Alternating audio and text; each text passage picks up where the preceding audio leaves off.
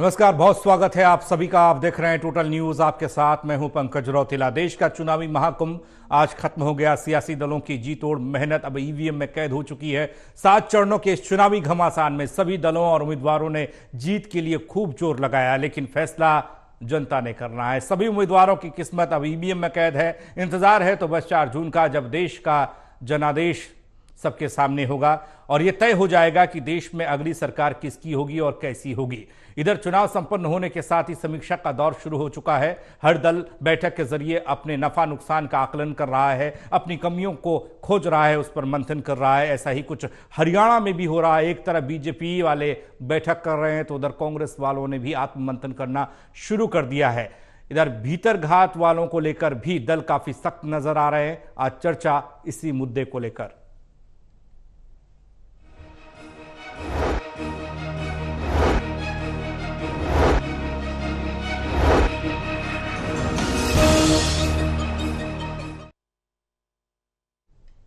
चर्चा में हमारे साथ मौजूद हैं Devendra Kathuria, associate editor Panipat, doctor Mahesh Kumar, associate editor Hisar, Virendra Soni ji, वरिष्ठ पत्रकार। आप तीनों का स्वागत है। चर्चा करें उससे पहले खबर रिपोर्ट के जरिए।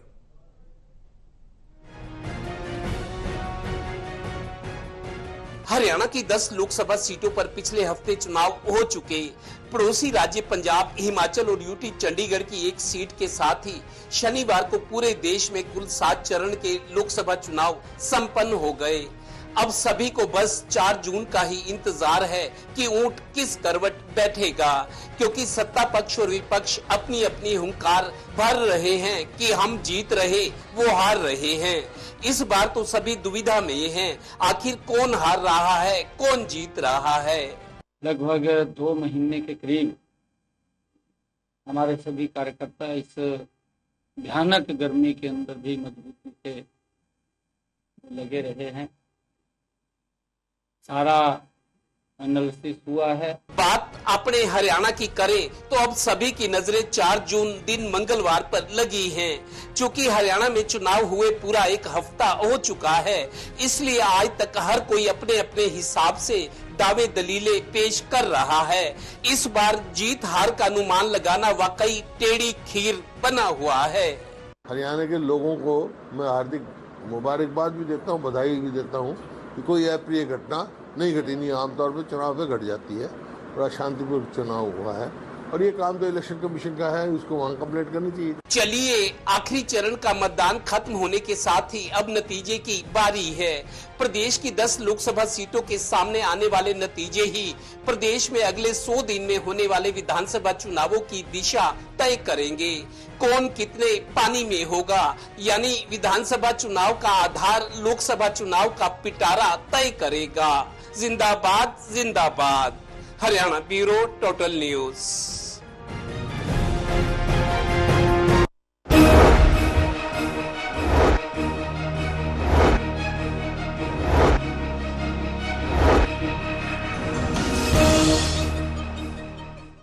तो लोकसभा चुनाव 2024 का ये घमासान, ये सियासी रण, 7 चरणों का ये रण आज संपन्न हो गया। अब नजर सबकी नतीजों पर है, 4 जून पर है और किसे जनता का साथ मिलता है ये तय होगा। लेकिन समीक्षा का दौर चल पड़ा है।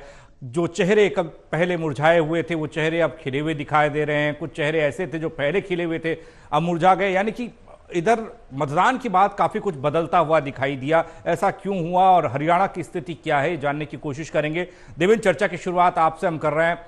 7 चरण देख लिए इस देश ने और मतदान किस तरीके से इस गर्मी में हुआ, इस तपती धूप में हुआ, ये भी सब देखा।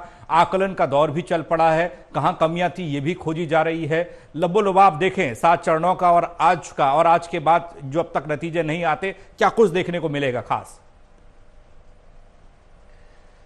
देखिए पंकज, सबसे अच्छी बात तो यह है कि पूरे देश में कोई ऐसी बड़ी घटना नहीं हुई जो लोगों को याद रहे कि लोकसभा चुनाव में इतना बड़ा नुकसान हो गया, किसी की जान चली गई, हिंसा की कोई खबर नहीं है। सबसे बड़ी बात हरियाणा में भी वैसे ही है, जैसे भूपेंद्र हुड्डा भी बता रहे थे कि जो मीडिया की रिपोर्ट्स बता रही है शायद 19-20 साल बाद हरियाणा में ऐसा हुआ है कि कहीं रीपोल नहीं हो रहा, कहीं दोबारा से मतदान की इस तरह का अवसर नहीं आया कि कहीं गड़बड़ी बड़े स्तर पर हुई हो, बूथ कैप्चरिंग, झीना झपटी, जोर जबरदस्ती, हिंसा, ऐसी कोई खबर हरियाणा से नहीं है। तो ये सबके लिए अच्छी बात है, देश के लिए भी, हरियाणा वासियों के लिए। चुनाव आयोग, पुलिस तंत्र, प्रशासनिक अधिकारी जो इस महायज्ञ में अपनी आहुति दे रहे थे और अपनी ड्यूटी निभा रहे थे, सब लोग बधाई के पात्र हैं। अब रही हरियाणा की बात। हरियाणा में चुनाव पिछले शनिवार को मतदान हुआ था और आज भी शनिवार है, एक हफ्ता हो गया है। तो इस एक हफ्ते में पहले 1-2 दिन को छोड़े तो बीजेपी के हौसले बुलंद थे नेताओं के, हम 10 सीटें जीत रहे हैं, नहीं तो 9 जीत रहे हैं। लेकिन जैसे जैसे दिन आगे बढ़े, समय आगे गुजरा, तो कांग्रेस वालों ने भी हुंकार भरी कि हम तो इतनी सीटों पर जीत रहे हैं। तो बीजेपी ने जब समीक्षा बैठकें की, उनको लगा कि शायद विपक्ष इस बार कमजोर नहीं है, और विपक्ष कमजोर नजर भी नहीं आ रहा, और कुछ ना कुछ उसके खाते में जाता हुआ दिख रहा है, और अच्छा करता हुआ विपक्ष, खास करके कांग्रेस दिख रही है। हरियाणा की सीटों की बात करें तो एक नजर डाल लेता हूं फटाफट, क्योंकि आज एग्जिट पोल भी आ रहे हैं। टोटल टीवी न्यूज को भी आज कई लोगों ने फोन किए कि हम देखना चाहते हैं कि हरियाणा के बारे में टोटल न्यूज क्या दिखाता है। एक नजर डाल लेता हूं मैं। अंबाला से चले चंडीगढ़ से, तो अंबाला में बीजेपी और कांग्रेस में मुकाबला बराबर का है, कुछ भी हो सकता है, कोई भी जीत सकता है। उसके बाद कुरुक्षेत्र की स्थिति है, कुछ दिन पहले तक माना जा रहा था कि सुशील गुप्ता जो गठबंधन कांग्रेस के साथ मिलकर चुनाव लड़ी, आम आदमी पार्टी, शुरू से आगे चल रहे थे और आखिर तक भी आगे चलते हुए दिखे, लेकिन डेरा फैक्टर बीच में आ गया। डेरे की जो एक तरह से एक कुछ उस तरह की इशारा था कि डेरा समर्थकों को कि आपको क्या करना है, तो बीजेपी की तरफ झुकाव थोड़ा सा लगा। अगर डेरा फैक्टर ज्यादा काम कर गया तो बीजेपी के लिए चांस बन सकता है कुरुक्षेत्र में, नहीं तो सुशील गुप्ता लीड कर रहे थे शुरू से। उसके बाद करनाल की बात करें, करनाल हमेशा से सेफ सीट रही है बीजेपी की। मनोहर लाल जी आज पानीपत में आए हुए थे, चूंकि करनाल लोकसभा की 4 विधानसभा जो पानीपत की है, करनाल लोकसभा में आज मनोहर लाल ने वर्कर्स का आभार व्यक्त किया और चारों विधानसभा में पहुंचे। आप देखिए, कोई चुनाव जीतने पर नेता अपना धन्यवादी दौरा करता है, आभार जताने आता है जब चुनाव जीतता है, लेकिन मनोहर लाल ने मतगणना से पहले ही शायद सारी कैलकुलेशन कर लिए कि करनाल सीट बीजेपी जीत रही है, और इस तरह उन्होंने मतगणना से पहले ही आभार जताना शुरू कर दिया। आज पानीपत में, अभी भी मनोहर लाल पानीपत में है। उसके बाद आगे निकले, सोनीपत में मुकाबला कड़ा है। हालांकि कांग्रेस के लोग दावा कर रहे हैं कि हम ये सीट जीत रहे हैं, जैसे रोहतक में दावा कर रही है कांग्रेस कि हम रोहतक की सीट जीत रहे हैं, लेकिन आज मेरी कई नेताओं से बात हुई, वो कह रहे हैं कि सोनीपत सीट कांग्रेस जीत रही है, ये कांग्रेसियों का दावा है। रोहतक में भी यही स्थिति है। भिवानी की बात करें तो भिवानी में भी मुकाबला कड़ा है। कल धर्मवीर जो बीजेपी के प्रत्याशी हैं, लगातार 2 बार सांसद रहे हैं, हैट्रिक बनाने की कोशिश में, उन्होंने एक प्रेस कॉन्फ्रेंस की है, ये कहा है कि मैं 70,000 वोटों से जीत रहा हूं, मैंने हिसाब किताब कर लिया है। जबकि कांग्रेस वाले कह रहे हैं कि वो हर कैंडिडेट, मैं ये नहीं कह रहा कि इनके बारे में, कोई विधानसभा गया, छोटा चुनाव भी हो, पंचायत चुनाव भी हो, कोई भी उम्मीदवार जिसने चुनाव लड़ा है, एक भाषा में हम कहते हैं कि जो जिसकी जमानत भी जब्त हो रही है, वो कहते हैं मैं चुनाव जीता पड़ा हूं। ये अक्सर तकिया कलाम होता है। तो भिवानी की स्थिति यह है कि हालांकि धर्मवीर 70,000 से जीतने की बात करें, लेकिन कांग्रेस वाले कह रहे हैं नहीं, ये सीट कांग्रेस जीत रही है। हिसार की बात करें, हिसार में भी हालांकि बूथ मैनेजमेंट की बात हो रही थी, जिस दिन मतदान हुआ कि जयप्रकाश ढीले पड़ गए हैं, कमजोर ना, लेकिन कांग्रेस मानकर चलिए कि सीट कोई भी जीत सकता है, मुकाबला कड़ा है। कांग्रेस की उम्मीदें जिंदा है जेपी पर। हालांकि ये माना जा रहा था कि बूथ मैनेजमेंट कमजोर रहा है वोटों वाले दिन। सिरसा की बात करें, कांग्रेस एज लेती हुई लग रही है और कांग्रेसी हुंकार भरे कि बड़े मार्जिन से कांग्रेस सीट जीत रही है। फरीदाबाद की बात करें तो फरीदाबाद में महेंद्र प्रताप कांग्रेस के उम्मीदवार लगातार लीड रहे थे, लेकिन जो अब खबरें आ रही हैं कि लास्ट के 2 दिन बीजेपी ने अपने जो डैमेज कंट्रोल, जो है एंटी इनकम्बेंसी का फैक्टर था कृष्णपाल गुर्जर के खिलाफ, उन्होंने लास्ट के 2 दिन में बहुत इंप्रूवमेंट किया और मुकाबला खड़ा हो गया है। यही स्थिति गुरुग्राम में बीजेपी मानकर चलिए कि हम करनाल की तरह सीट जीत रहे हैं। ठीक है, जीत के दावे हर कोई कर रहा है। हमेश आपके पास हम आ रहे हैं। इन दावों के बीच इंडिया गठबंधन की दिल्ली में आज बैठक हुई। मल्लिकार्जुन खड़गे ने प्रेस कॉन्फ्रेंस की। उन्होंने दावा किया कि 300 के करीब सीटें इंडिया गठबंधन जीत रहा है। शायद उन्होंने जिक्र फिगर का किया था 295 का। क्या इसमें मान लिया जाए कि हरियाणा की भी कुछ सीटें इंडिया गठबंधन के खाते में जा रही हैं, कांग्रेस के खाते में जा रही हैं?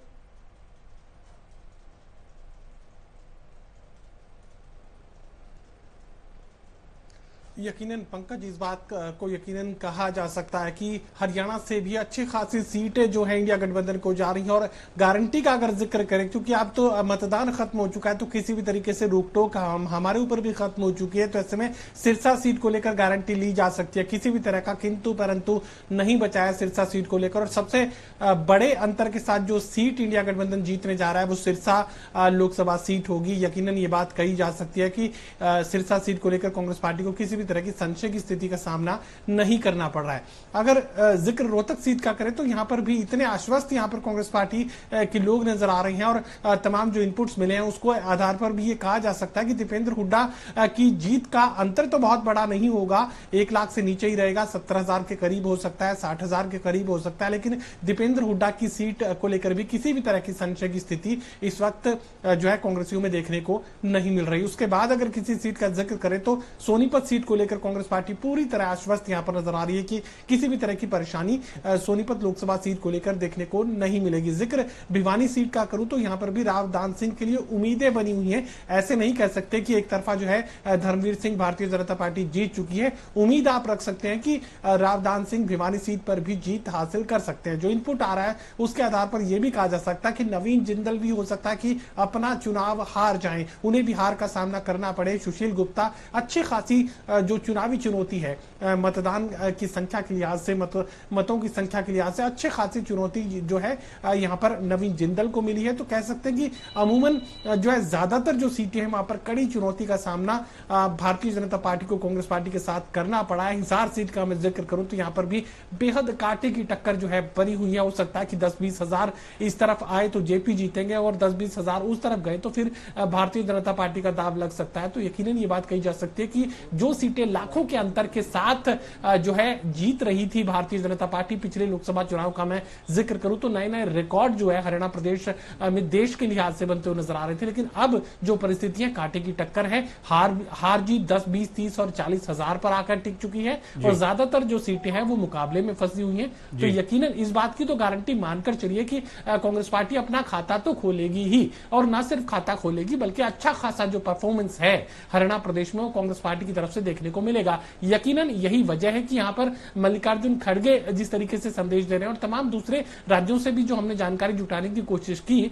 हरियाणा प्रदेश में जिस तरह की परिस्थितियां इस वक्त बनी हुई थी, कमोवेश कम या ज्यादा लेकिन मुकाबला जो है दूसरे राज्यों में भी देखने को मिल रहा था। तो यही वजह है, मुझे लगता है कि इंडिया गठबंधन के एक अच्छे प्रदर्शन की उम्मीद शायद यहां पर मल्लिकार्जुन खड़गे रखे हुए। राष्ट्रीय स्तर पर क्या होगा नहीं होगा ये कह पाना मुश्किल है, लेकिन हरियाणा प्रदेश के लिहाज से मैं इतना जरूर कह सकता हूं कि अच्छा खासा जो प्रदर्शन है वोट परसेंटेज के लिहाज से, सीटों की संख्या के लिहाज से कांग्रेस पार्टी दिखाने जा रही है।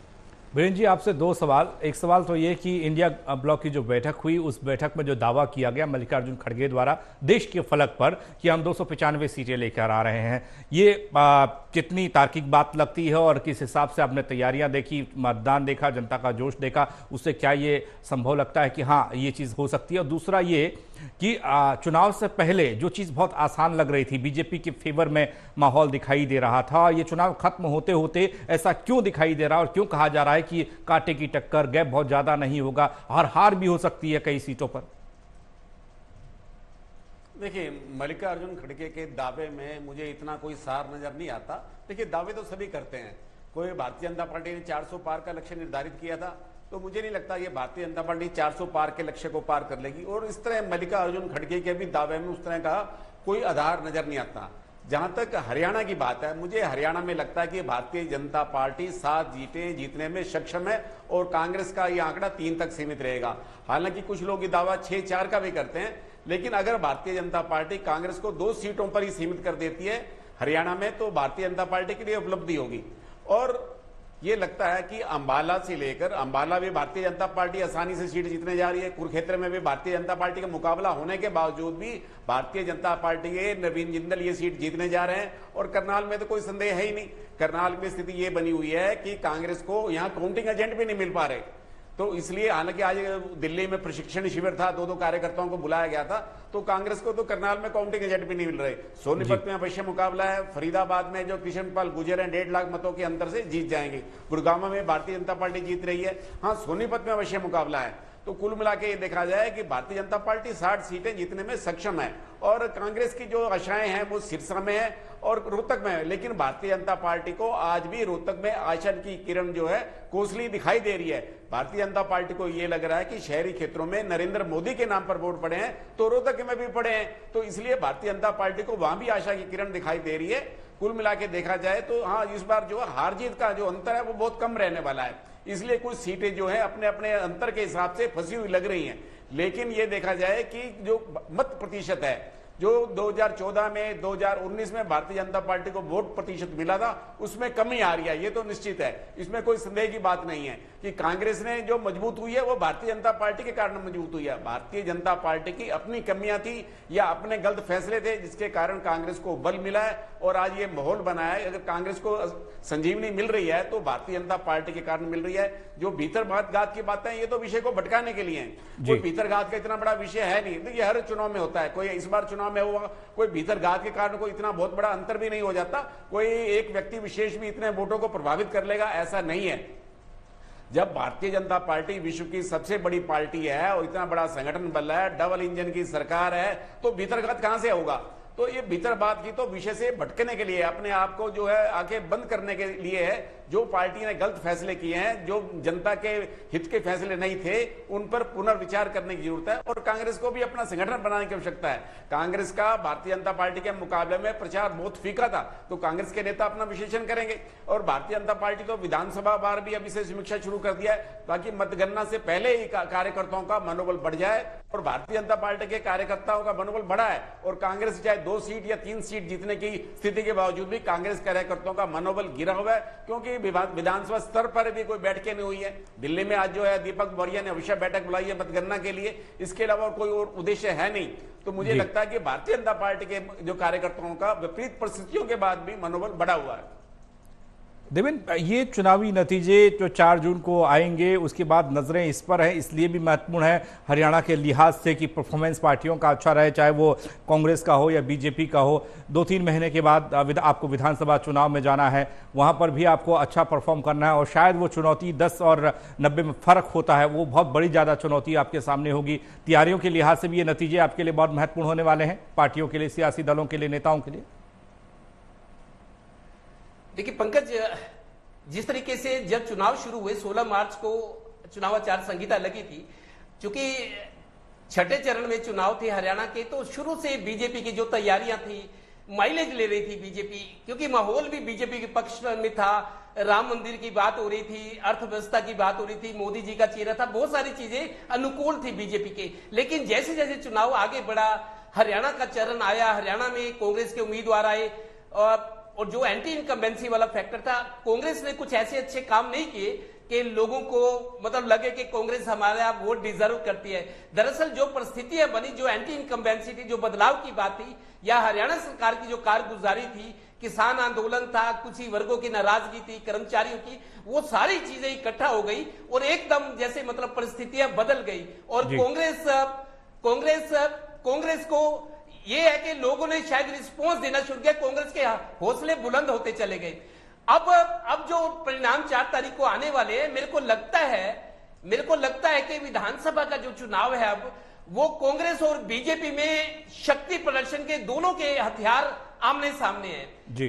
क्योंकि बीजेपी अब जो ये कह रही थी कि लोकसभा में हम 10 सीटें जीतेंगे, मोदी जी का चेहरा था, लेकिन विधानसभा में मेरे को लगता है मुद्दे दूसरे होंगे, स्थानीय परिस्थिति है, स्थानीय नेता होंगे, किस पर भरोसा है, क्या बदलाव यहाँ के लोग चाहते हैं, क्या चीजों की जरूरत है उनको, अब वो मुद्दे अपना असर दिखाएंगे। और लोकसभा चुनाव के जो परिणाम होंगे, अगले 100 दिन में जो विधानसभा के चुनाव होने हैं, अब मेरे को लगता है मुकाबला तगड़ा होने वाला है। क्योंकि उन परिस्थितियों में जब कांग्रेस को लग रहा है कि हम कुछ सीटें जीत रहे हैं, 4-5 सीटों के हुंकार भरे, और ये भी कह रहे हैं कि 4-5 नहीं 1-2 और भी ज्यादा आ सकती है, तो हौसले कांग्रेस के भी बुलंद है। और डिफेंसिव मोड में अब बीजेपी लग रही है, मुकाबला बीजेपी और कांग्रेस में है। छोटे दल, बाकी दल क्या करते हैं, उनके हिस्से में क्या आता है, वो मेरे को लगता है आज चर्चा का विषय नहीं है। लेकिन कांग्रेस और बीजेपी में विधानसभा के जो चुनाव है अगले 100 दिन, 110-20 दिन, वो बहुत अहम होने वाले हैं। और 4 जून को इसी टाइम हम देख लेंगे कि सामने क्या है और आगे रणनीति पार्टियों की क्या होगी। भाई, जिस तरीके से ये लोकसभा का चुनाव संपन्न हुआ, 7 चरणों का देश ने देखा, हरियाणा की 10 सीटें और 10 सीटों का मुकाबला भी बेहद कड़ा आप लोग बता रहे हैं, जो आकलन आप लोगों ने किया है, जिस तरह की तस्वीर देखने को मिल रही है। हम प्रैक्टिस के तौर पर ये देख सकते हैं कि विधानसभा चुनाव जब होगा, जब आप मुख्यमंत्री चुनने और मुख्यमंत्री बनाने के लिए, प्रदेश की सरकार बनाने के लिए प्रदेश की जनता वोट करेगी, तो उस वक्त आपके सामने 2 सियासी दल बीजेपी और कांग्रेस अपने अपने नतीजों के साथ, अपने अपनी तैयारी के साथ और अपनी परफॉर्मेंस के साथ, अपने दावों के साथ सामने होगी। देखिए, हमने लोकसभा चुनाव में ये काम किया, बड़ा महत्वपूर्ण होने वाला है।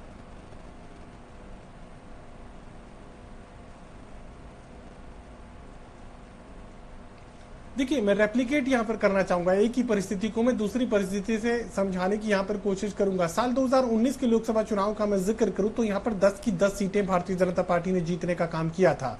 उसके बाद अगर विधानसभा चुनावों का मैं जिक्र करूं तो विधानसभा चुनाव में भारतीय जनता पार्टी महज 40 सीटों पर सिमट गई थी, यानी 100% परफॉर्मेंस। और 100% परफॉर्मेंस भी कैसा, देश में दूसरे नंबर पर संजय भाटिया ने करनाल सीट को जीतने का काम किया था। सिरसा सीट का जिक्र करूं तो 3 लाख वोटों से सुनीता दुग्गल ने जीती थी। कोई ऐसी सीट नहीं जहां लाखों 3, 4, 4.5 और 5 लाख की अंतर के साथ जो है भारतीय जनता पार्टी ने जीत नहीं दर्ज की हो। लेकिन जब वही पार्टी जो है विधानसभा चुनाव में जाती है तो 40 सीटों पर सिमट जाती है। अब मौजूदा परिस्थिति को अगर समझने की कोशिश करें तो लोकसभा चुनाव में जिस तरीके का कांटे का मुकाबला यहां पर देखने को मिल रहा है, भारतीय जनता पार्टी के मुकाबले कांग्रेस पार्टी 2 सीट जीते, 3, 4 या 5, कोई भी आंकड़ा आप ले सकते हैं, उसमें कोई दिक्कत नहीं है। लेकिन सवाल समझने का जो है वो ये है कि जो लाखों के अंतर से जो सीटें जीती जा रही थी, अब वो महज हजारों के अंतर पे जीती या हारी जाएंगी। तो ऐसे में अब जो चुनावी मुकाबला होगा वो किस तरीके का देखने को मिलेगा, ये आसानी से समझा जा सकता है। 10 की 10 और लाखों के अंतर से जो सीटें जीत रहे थे वही पार्टी विधानसभा चुनाव में पहुंची तो 40 पर सिमट गई। अब अगर चुनावी मुकाबला बराबरी का हो चुका है, कांटे की टक्कर हो चुकी है, तो विधानसभा चुनाव में जब भारतीय जनता पार्टी जाएगी तो किस तरीके की चुनावी परिस्थितियों का सामना भारतीय जनता पार्टी को करना पड़ सकता है, ये समझना ज्यादा मुश्किल नहीं है। और ये खास परिस्थिति में ये भी तय कर दूं कि पिछले लोकसभा चुनाव में भी मोदी की सरकार थी, यानी कई बार अक्सर हरियाणा के लोग ये कहते हैं कि ऊपर जिसकी सरकार बनती है नीचे उसकी ही सरकार बनाने का काम हरियाणा के लोग किया करते हैं। लेकिन उस वक्त भी मोदी ऊपर थे, यानी केंद्र की सरकार में स्पष्ट बहुमत की जो एक बेतहाशा धड़ल्ले से चलने वाली जो सरकार है मोदी चला रहे थे। बावजूद इसके हरियाणा प्रदेश में 40 पर सिमट चुकी थी भारतीय जनता पार्टी। अब अगर चूंकि केंद्र में भी जिस तरीके से हम जिक्र कर रहे थे कि मल्लिकार्जुन खड़गे ये कह रहे हैं कि 295 पर वो पहुंच रहे हैं, तो ऐसे में अब केंद्र की स्थिति भी यहां पर डामाडोल नजर आ रही है। लेकिन वो तो 4 तारीख तक स्थिति जो भी होगी वो स्पष्ट हो जाएगी। लेकिन इतना जरूर कहा जा सकता है कि मौजूदा जो लोकसभा चुनाव के आंकड़े हैं वो भारतीय जनता पार्टी के लिए बेहद डराने वाले हैं, खतरनाक साबित हो सकते हैं और कह सकते हैं कि ये एक रेड जोन में जो है अब भारतीय जनता पार्टी हरियाणा प्रदेश में देखने को मिल रही है। वीरेंद्र जी, जिस तरीके से लोकसभा चुनाव से पहले बीजेपी वालों का उत्साह देखने को मिल रहा था, अब हम कांटे की टक्कर और कई सीटों पर खतरा मंडराते देख रहे हैं। और आगे कुछ महीने बाद जब आप विधानसभा के चुनाव में जाएंगे तो अब जाहिर सी बात है थोड़ा सा मनोबल अलग होगा, या फिर विधानसभा चुनाव और लोकसभा चुनाव दोनों अलग अलग हैं, उस हिसाब से कोई फर्क पड़ेगा नहीं? नहीं, देखिए, दोनों के मुद्दे अलग अलग हैं। वो भारतीय जनता पार्टी के लिए विधानसभा चुनाव और ज्यादा परीक्षाएं खड़ी होगी, क्योंकि वो विधायकों के खिलाफ उनकी परफॉर्मेंस क्या है ये देखे जाने वाली बात है। यहां तो सिर्फ 10 सांसद थे, वहां तो जो 40 जो विधायक है उनकी परफॉर्मेंस क्या रही भारतीय जनता पार्टी के, वो देखा जाने वाला है। और भारतीय जनता पार्टी जो है 50 सीटों पर क्या तैयारी की, जो सीटें भारतीय जनता पार्टी ने हारी हुई थी, और टिकटों का वितरण भी बहुत बड़ा वहां महत्वपूर्ण होने जा रहा है। और अक्टूबर में जब विधानसभा चुनाव होंगे उसमें मौसम अच्छा होगा, अनुकूल होगा, मतदान भी अधिक होगा, तो जिस तरह गर्मी से सामना करना पड़ा ऐसा नहीं स्थिति होगी। और लोगों में भी उत्साह होगा, और कांग्रेस के लोगों में भी, कांग्रेस के लोगों में यह उत्साह होगा कि उनके लिए भी अवसर है। कांग्रेस को भारतीय जनता पार्टी ने अवसर प्रदान किया है, और भारतीय जनता पार्टी जिस तरह अधिकारियों के खिलाफ बयानबाजी कर रही है, अधिकारियों को निशाना बना रही है, तो इससे एक अनावश्यक मुद्दे को जो है बल मिल रहा है। तो भारतीय जनता पार्टी के लिए स्थिति जो है और कठिन होने जा रही है, क्योंकि एंटी इनकम्बेंसी जो 10 वर्ष का समय भारतीय जनता पार्टी के लिए बहुत बड़ी चुनौती है, बहुत बड़ा खतरा है, और पार्टी इससे कैसे निपटती है ये मालूम होगा। और मुख्यमंत्री पद का चेहरा नायब सैनी रहेंगे, क्योंकि भारतीय जनता पार्टी अब नायब सैनी के नेतृत्व में चुनाव लड़ेगी। हालांकि कहने को तो कहेंगे कि कमल चिन्ह होगा, लेकिन यह बात निश्चित है कि मनोहर लाल जी तो अब केंद्र में चले जाएंगे, और नायब सैनी जो नाइट वॉचमैन की भूमिका में आए हैं, तो उसके बाद उनका परिणाम होगा। हाँ, उनका विधानसभा क्षेत्र अवश्य बदला जाएगा, वो करनाल से चुनाव नहीं लड़ेंगे, ये तय हो चुका है। मनोहर लाल जी दे चुके हैं वहां के कार्यकर्ताओं को। तो इसलिए ये देखा जाएगा कि विधानसभा चुनाव में और भी कांटे का मुकाबला होगा। चलिए, बहुत शुक्रिया आप तीनों का हमारे साथ चर्चा के लिए। तो लोकसभा चुनाव का घमासान का आखिरी चरण आज संपन्न हुआ। आज 8 राज्यों की 57 सीटों पर वोटिंग हुई। अब इंतजार है 4 जून का, जब नतीजे आएंगे।